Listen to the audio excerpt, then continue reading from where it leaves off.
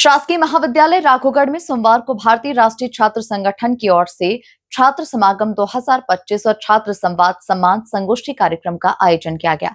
मुख्य अतिथि के रूप में राघोगढ़ विधायक तथा पूर्व मंत्री जयवर्धन सिंह ने छात्रों से अपने बचपन, राजनीति में आने के अनुभव और राजनीतिक सफर की कहानी साझा की। देखिए खास रिपोर्ट।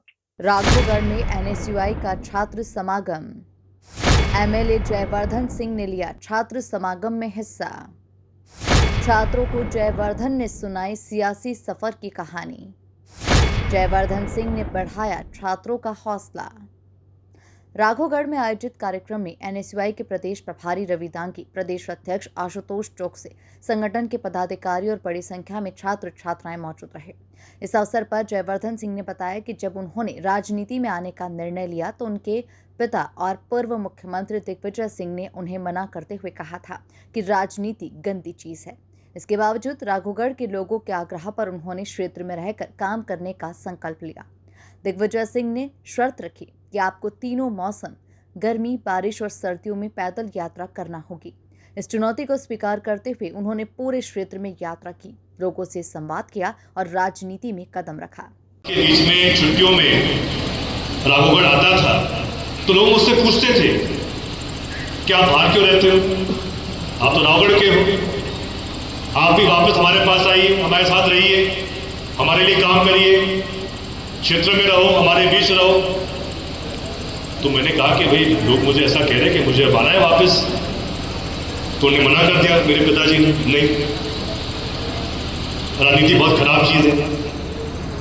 तो मैंने कहा नहीं, मुझे वाकई में वापस आना है, मेरी रुचि है कि मैं वापस राघोगढ़ आऊँ, आप सबके साथ काम करूँ और जो विकास राघोगढ़ में हुआ है उसको हम आगे बढ़ाएं। तो उन्होंने कहा कि अगर तुझे राघोगढ़ समझना है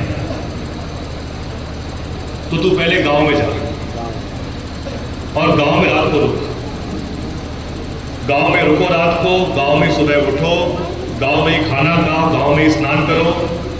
और जब मुझे लगेगा कि तुम्हारे में क्षमता है गांव में रहने की, गांव के लोगों के साथ रहने की, तो फिर हम आगे देखेंगे। तो फिर मैंने 2011 में और 12 में 2 पदयात्राएं की थी, मतलब आज से लगभग 12-13 साल पहले। तो आप में से कुछ छात्र जो आज मेरे सामने मौजूद हैं और लगभग सब यहाँ पे 18 वर्ष की ऊपर ही है, तो आप उस समय आपकी उम्र होगी 5, 7, 8 साल की। तो हमने शुरुआत की थी, पदयात्रा की। जयवर्धन सिंह ने अपने राजनीतिक सफर को साझा करते हुए कहा कि पहली बार 2013 में चुनाव लड़ा और जनता के आशीर्वाद से जीत हासिल की। इसके बाद 2018 में फिर से चुनाव जीता और 18 महीने तक मंत्री पद संभाला। वर्ष 2023 में तीसरी बार चुनाव जीतकर विधायक बने। उस समय ग्राम कोलुआ आता है आरोन अशोकनगर के बॉर्डर पर, वहां से पदयात्रा प्रारंभ की थी हमने और 7 दिन बाद हम जामनेर पहुंचे थे। जामनेर में 7 दिन के बाद यात्रा वहाँ पहुँची।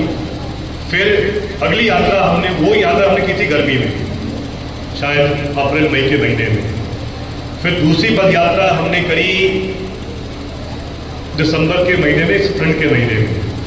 वो यात्रा हमने की थी जामनेर से धनौदा तक, वो भी 7 दिन की यात्रा थी। गाँव में रात को रुकते थे, गाँव में ही हम लोगों से मिलते थे। फिर मैं आप सबके आशीर्वाद से 2013 में पहली बार विधायक बना, 18 में पुनः चुनाव हुआ, मैं पुनः विधायक बना दूसरी बार।